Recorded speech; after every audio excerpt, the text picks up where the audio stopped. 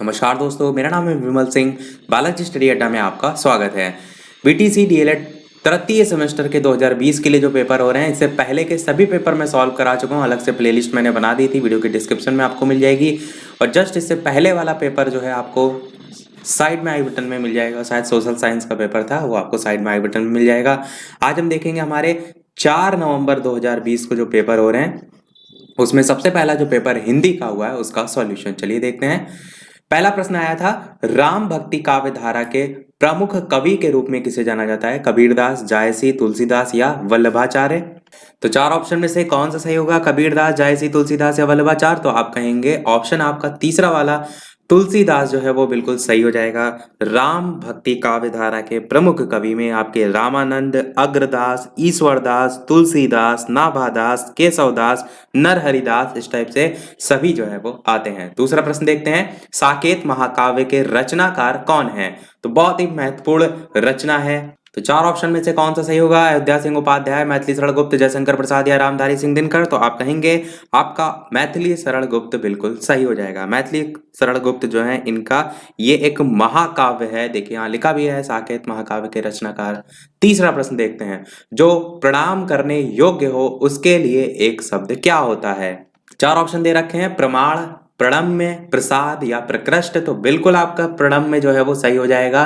जो प्रणाम करने योग्य हो उसके लिए प्रणम्य शब्द जो है वो यूज किया जाता है। चौथा प्रश्न देखते हैं, आंसू जो है उसका तत्सम शब्द आपको बताना है, यानी कि संस्कृत रूप बताना है। और आंसू का अश्रु, आंख, आग या अग्र में से आपका अश्रु जो है वो बिल्कुल सही हो जाएगा, ऑप्शन नंबर 1। पांचवा और लास्ट बहुविकल्पी था, गोदान के लेखक जो हैं वो हैं महावीर प्रसाद द्विवेदी, श्याम सुंदर दास, आचार्य रामचंद्र शुक्ल या मुंशी प्रेमचंद। तो गोदान की बात करें तो आप कहेंगे गोदान प्रेमचंद या मुंशी प्रेमचंद का अंतिम और सबसे महत्वपूर्ण उपन्यास माना जाता है। बहुत ही ज्यादा इंपॉर्टेंट है, इसकी इनकी सर्वोत्तम कृति भी इन बहुत से लोग जो हैं इसको मानते हैं। तो आपका यही ऑप्शन सही हो जाएगा। बढ़ते हैं तिलक उत्तरी प्रश्न की तरफ। इसके अलावा वीडियो पसंद आए तो सभी लोग वीडियो को लाइक भी अवश्य जो है वो कर दीजिएगा, ताकि इसी प्रकार आगे भी पेपर जो बचे हुए हैं स्पीड में आपको सॉल्व करा सकें। प्रश्न आपका है अति लघु उत्तरी प्रश्न, अनेकार्थी शब्द किसे कहते हैं? तो आप क्या कहेंगे? वे शब्द जिनके अनेक अर्थ होते हैं। अनेकार्थी शब्द जैसे काल की बात करें, काल, तो आपका काल का अर्थ समय भी होता है, मृत्यु के संदर्भ में भी होता है, यमराज के संदर्भ में भी होता है। इसी प्रकार लक्ष्य का भी आप अलग अलग अर्थ निकाल सकते हैं। उद्देश्य भी होता है, लक्ष्य, निशान भी होता है। जब किसी निशान पे लगाते हैं ना, कहते हैं लक्ष्य पे अपना निशान लगाइए, तो ऐसे आप एग्जाम्पल 2 लिख सकते थे। अगला है, निर और सम उपसर्ग लगाकर एक एक शब्द बनाइए।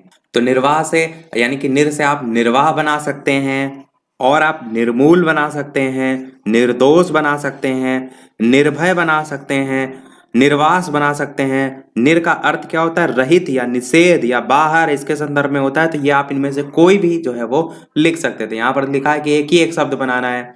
इसी प्रकार बात करें सम की, तो सम का अर्थ संयोग या पूर्णता के संदर्भ में होता है। और यहां से आप जो शब्द बना सकते थे वो आप संग्रह बना सकते थे, संयोग बना सकते थे, संस्कार बना सकते थे, संघार बना सकते थे। इस टाइप से आप शब्द यहां से बना सकते थे। देखते हैं हम अगला प्रश्न 8वां, आंखें खुल्ला मुहावरे का अर्थ क्या होता है? तो आप कहेंगे जागना या वास्तविकता से अवगत कराना, या कह सकते हैं भ्रम दूर होना। इस संदर्भ में आंख खुलना जो है इसका हम अर्थ निकालते हैं। अगला है प्रश्न 9वां, समय, चूकी, पुनिका, पछताने, लोकोक्ति का अर्थ बताना था आपको। इसमें आपके में एक लाइन कम दे रखी है, एक्चुअल में इसका पूरा है अर्थ, या नहीं, इसका मतलब पूरा जो लोकोक्ति है उसका पूरा वर्डिंग है कि समय चूकी पुनिका पछताने का वर्षा जब कृषि सुखाने। इस टाइप से आपकी है। इसका अर्थ होता है कि समय के निकल जाने पर दुख करके कोई फायदा नहीं होता। ये कहावत आप कहेंगे आलसी और भाग्य के भरोसे जो बैठे रहते हैं लोग, उनके लिए चरितार्थ जो है वो होती है। अगला देखते हैं प्रश्न हमारा 10वां, सरल वाक्य किसे कहते हैं? तो आप क्या कहेंगे? ऐसा वाक्य जिसमें एक ही क्रिया और एक ही कर्ता होता है, जिस वाक्य में एक ही उद्देश्य और एक ही विधेय होता है, वो वाक्य सरल वाक्य कहते हैं। उन्हीं को हम साधारण वाक्य भी कहते हैं। अगला और लास्ट हमारा अतिलघु पूछा गया था, केसर और केसर शब्दों के अर्थ में अंतर बताइए। देखिए केसर और केसर वैसे तो सामान्यतः बहुत से इस अकेले केसर के अर्थ होते हैं, पर यहाँ पर जो ये पूछा गया था ये शब्द युग्म से पूछा गया था। शब्द तो शब्द युग्म में क्या होता है, थोड़ा सा चेंजेस होता है, अर्थ बदल जाते हैं। तो उसका अर्थ क्या बदलेगा वो मैं आपको दिखाता हूँ। तो ये आप देख सकते हैं, ये जो केसर पहला वाला था, यानी कि जो बाद में लिखा था, क्योंकि इसमें देखिए केसर जो है, ये वाला जो श था वो पहले लिखा था। तो ये जो केसर है इसका अर्थ जो है वो पराग होता है, ये शब्द युग्म के अर्थ में होता है। और जो केसर है इसे हम घोड़े या सिंह के अयाल के रूप में जानते हैं। तो ये आप इस शब्द के यानी कि इस प्रश्न के अकॉर्डिंग जो है ये आंसर लिख सकते हैं। बाकी अगर केसर के अर्थ की बात करें तो बहुत से अलग अलग होते हैं, उनको जानने की ऐसी कोई आवश्यकता नहीं है। तो यही आपका सही हो जाएगा। पढ़ते हैं लघु उत्तरीय प्रश्न की तरफ। लघु उत्तरीय प्रश्न में आपको डायरेक्ट दिखा देता हूं, इसमें कोई आंसर की आवश्यकता नहीं है। प्रश्न थे आए थे आपके, क्रिया से आप क्या समझते हैं, कर्मक क्रिया को उदाहरण सहित लिखिए। रचना की दृष्टि से वाक्य के कितने भेद होते हैं। इसका मैंने फास्ट डिवीजन भी कराया था, तब मैंने बताए थे इसके दो आधार होते हैं वाक्य के जब आप डिवीजन करते हैं। एक होता है आपका अर्थ के आधार पर और दूसरा आपका होता है जिसे हम कहते हैं रचना के आधार पर। तो अर्थ के आधार पर आपके जो होते हैं वो होते हैं वही वाले विधानवाचक, निषेधवाचक, आज्ञावाचक, प्रश्नवाचक, इच्छावाचक, वो करके जो टोटल 8 हैं वो आपके अर्थ के आधार पर यहाँ पर रचना की दृष्टि से पूछे गए थे। तो आपको क्या लिखना था, एक होता है आपका सरल वाक्य जिसे हम साधारण वाक्य इंग्लिश में सिंपल सेंटेंस कहते हैं, दूसरा आपका संयुक्त वाक्य जिसे हम कंपाउंड सेंटेंस इंग्लिश में कहते हैं, और तीसरा आपका मिश्रित या मिश्र वाक्य जिसे हम कॉम्प्लेक्स सेंटेंस इंग्लिश में कहते हैं। तो यही तीनों लिखने थे, तीनों के बारे में लिखना था क्योंकि लघु उत्तरीय प्रश्न में आया था। यहाँ पर देखिए बहुत ही बढ़िया तरीके से इन्होंने एक हिंट भी दे दिए, संयुक्त वाक्य को उदाहरण सहित लिखिए। आपको नहीं भी पता है कौन से लिखने हैं तो यहाँ पर तो इन्होंने इसी का उदाहरण ही पूछ लिया है, तो आप यहाँ से भी देख के इसे सही कर सकते थे। अगला देखते हैं, गद्य और पद्य में अंतर स्पष्ट कीजिए। सभी लोग जानते हैं किसी एक राष्ट्र पर लघु निबंध भी पूछ लिया गया था, बहुत ही अच्छा। आत्मकथा क्या है, किसी आत्मकथा तथा उसके लेखक का नाम लिखिए। तो कोई भी आप लिख सकते थे, पूर्ण विराम, विस्मयादिबोधक चिन्ह, विस्मय। यहाँ पर से तो एक प्रश्न 100% हर साल आता है आपके विराम चिन्हों से, उदाहरण सहित स्पष्ट करना था।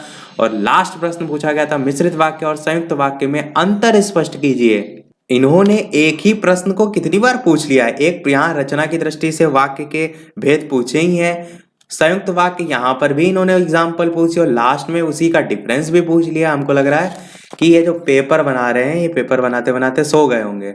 यहाँ पर वही प्रश्न पूछने का कोई मतलब ही नहीं बनता। अगर इनको वाक्य पूछना था तो अर्थ के आधार पर यहाँ पूछते।